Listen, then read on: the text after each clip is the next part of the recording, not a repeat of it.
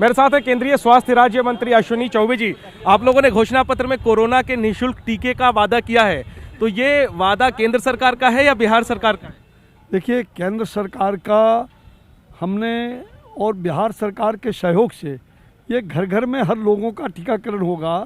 केंद्र सरकार उसको मुहैया कराएगी और उसमें बिहार सरकार का भी कंट्रीब्यूशन हो करके घर घर में ये टीकाकरण हम करने का काम करेंगे। दूसरे राज्यों में क्या निःशुल्क नहीं होगा?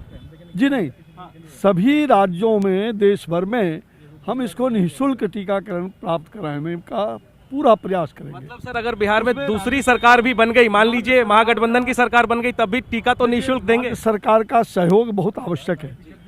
आज आपने देखा कि आयुष्मान भारत हमने पूरे देश भर के लागू किया, लेकिन आज कई राज्य हमसे वो आयुष्मान भारत में अलग हैं, क्योंकि उनकी रुचि नहीं है, जबकि वो हम कह सकते हैं गेम चेंजर का काम आयुष्मान भारत कर रहा है।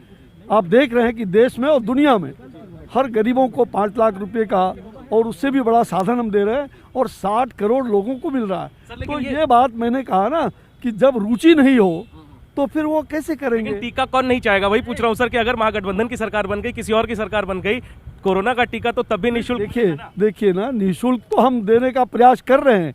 मैंने क्या कहा, निःशुल्क आयुष्मान भारत पूरे देश में लागू है, पूरे कोरोना का टीका भी निःशुल्क। लेकिन कुछ राज्यों ने अभी तक उसको लागू नहीं किया। बार बार आग्रह के बावजूद प्रधानमंत्री जी के, नरेंद्र भाई मोदी जी के नेतृत्व में और दुनिया में ये सबसे अनूठी योजना आयुष्मान 20 लाख रोजगार का आप लोगों ने बात की है।